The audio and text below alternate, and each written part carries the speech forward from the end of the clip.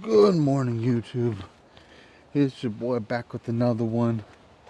Right now, I'm getting ready to get in the car, take off, to go pick up my mother from my sister's house. Uh, got some stuff going on within the family. Can't really go into too many details. Um, but, you know, mom went over there pretty much to go help take care of the kids, my sisters. And, that's what grandmas do. So right now I'm just gonna go pick her up because she's been there since yesterday. And yeah, I'm gonna take you along for the ride for that one. So here we go. I bet most of you are wondering, like, wow, you actually have a sister. And the answer is yes, I have a sister. I also have a twin brother. Not identical, but nonetheless, he's still my twin brother. And, you know, people are always like, how come you never told us you have a twin brother? I'm like, you never asked. You never asked if I had any siblings. And it's like, if you don't ask, then why would I bring it up? It's like, to me, it's not like the biggest deal in the world to say, like, oh, I have a twin brother and oh, I have an older sister. It's like any other question. If you don't ask, then I'm not really going to bring it up. And some people are like, oh, okay, that makes sense. Yeah, if I don't, like, why would you bring it up if I don't ask? Like, exactly.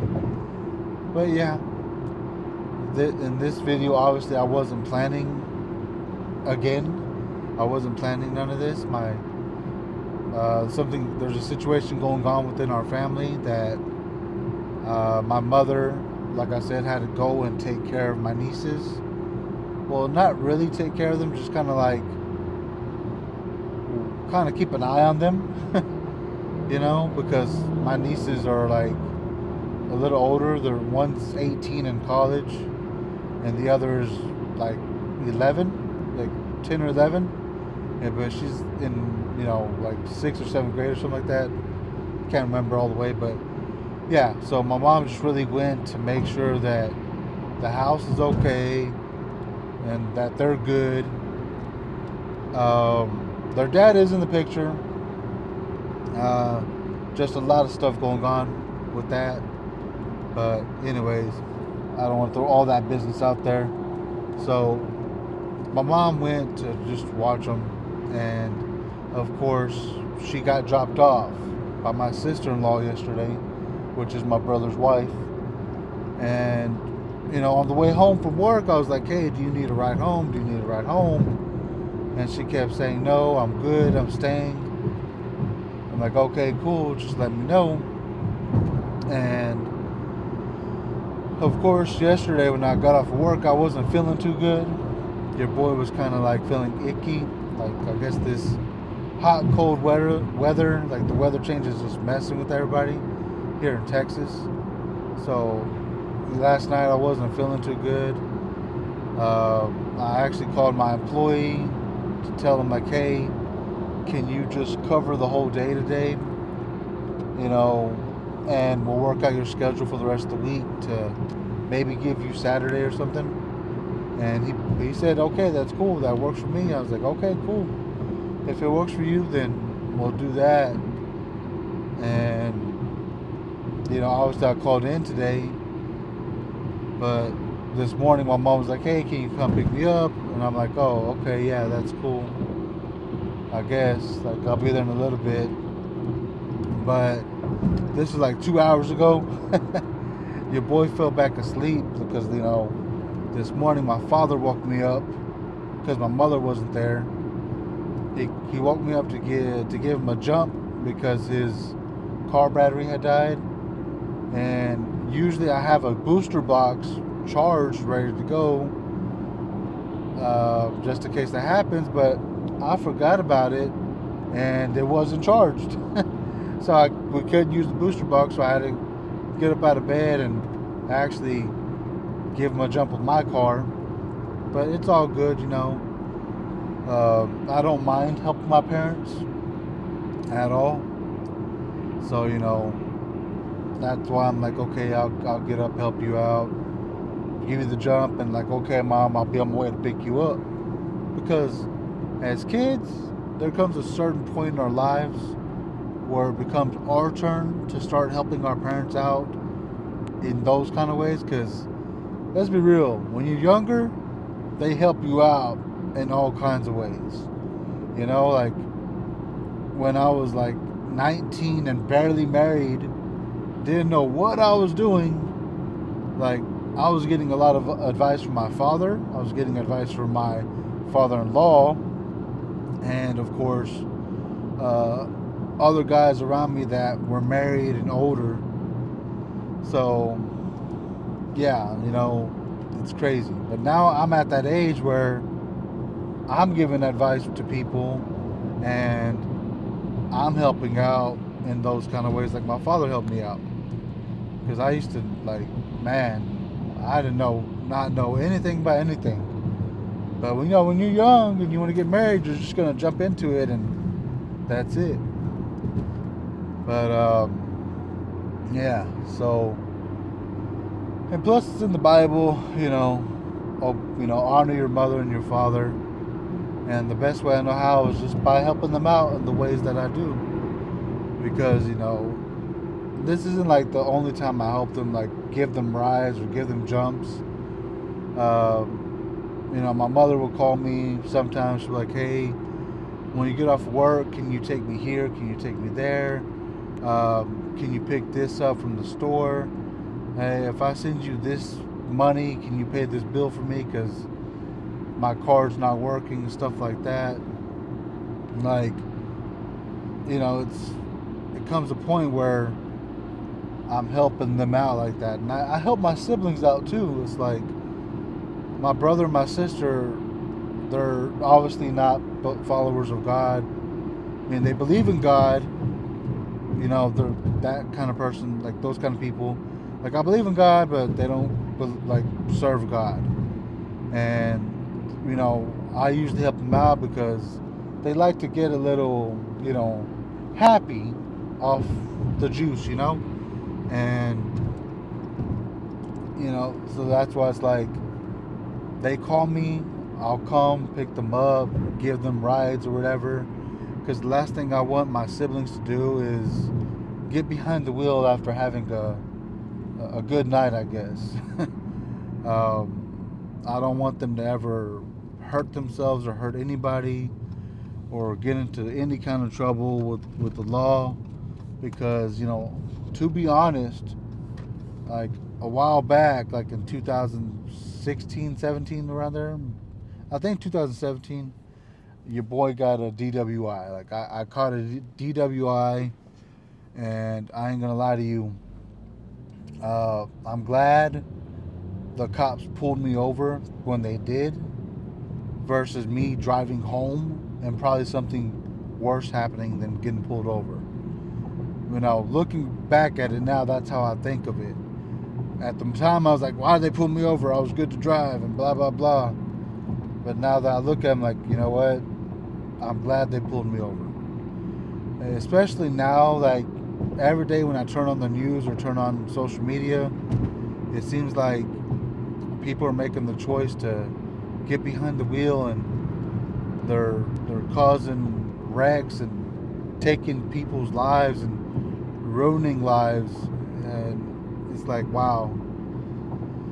Like, if I had one message to tell somebody that wanted to get behind the wheel, or that wants to get behind the wheel after, engaging in, I guess, worldly activities like that, or adult activities, however you want to put it, my advice would be just don't. Like, don't do it. It's not worth it.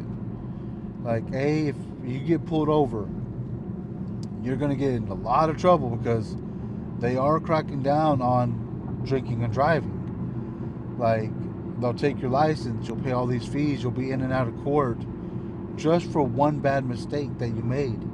And if you're like a person that needs to drive everywhere, like your job is driving, you could ruin your entire career for a while. You know? And if you're someone that's never been in trouble with the law, Like that right there is like at the moment up there with like stealing and stuff. Like they are really, like I said, they're really cracking down on people. I had a friend that was just released from prison who unfortunately made the mistake multiple times, and they ended up giving him like 15 years in prison. Luckily for him, he got out like in half the time. He missed a lot though. He got out in half the time because of good behavior and overpopulation in the jails. He was lucky enough to get parole, but by the grace of God, this man has actually given his life to God and changed his life completely for the better. So for him, it actually was a blessing for him to go to jail and to turn his life around. But the one thing I don't want to happen is my siblings or anybody else I know go down that path, and it's just not worth it. It's just not worth the headaches. It's not worth the risk. You know, it's just not. But what I'm talking about today with my mom and my sister, it has nothing to do with that. That right there, what I just talked about was just like a message that came to my heart. And I wanted to talk about family and helping family, but also talking about that topic, DWIs and drinking and driving. It's another important topic that I should bring up. But I'm not an advocate for drinking and driving. I'm not one of those guys like, oh, I speak on behalf of people that were harmed in drinking and driving. Like, no, I did drinking and driving, and I could tell you it's not worth the hassle from firsthand experience. And like I just brought it up. But yeah, I'm like I said, I'm just one of those guys that I'm quick to help people out, especially my family, especially my siblings and my parents. Like I don't look like that kind of guy. Like people tell me all the time, you don't look like that. You look like that kind of guy that wouldn't help somebody. It's like I will help somebody. I will help anybody anytime. Like I'm a big believer in I'd rather help you, and I'd rather let you know that I will go help you versus you going down an entire list of people and finding out that they say they'll help you and they got your back, but they really don't. You know? Like my brother who's been in trouble with the law a few times, and each time that he needed help, like he found out the hard way, like his friends really didn't have his back. Because I remember him, he always tells me, like, oh, you don't care about me, you don't care if I get locked up, and blah, blah, blah. But yet, every time he went to jail or something, none of his friends were around to help him. But the one person he kept saying that doesn't have his back and all that was the one that would jump to go get him out, which, me. And the few times my sister did get in trouble with whatever, with the laws, she knew the first person she could call that would answer no matter what was her little brother. And I've had other friends call me, hey, George, can you come get me? My car broke down. Like, hey, George, can you do me a favor and go to my house, pick this up, and bring it to me? Or, hey, George, I'm tight on cash. Can you send me a couple of bucks to get me through? Like, I'm that guy that will help somebody. And, it's obviously, it was before I came to Christ that I was like that as well. But now that I'm serving God and, learning about the Bible and how Jesus was with helping others and, you know, healing them and all that, it's like I'm even more like, okay, I'm down to help you. Just call me and I'll come help you. Like I have friends like call me all the time and ask me for advice on certain topics that I won't get into, but yeah, it's just one of those things that I'm just glad that I can help people and all that. But that's all I got for this vlog.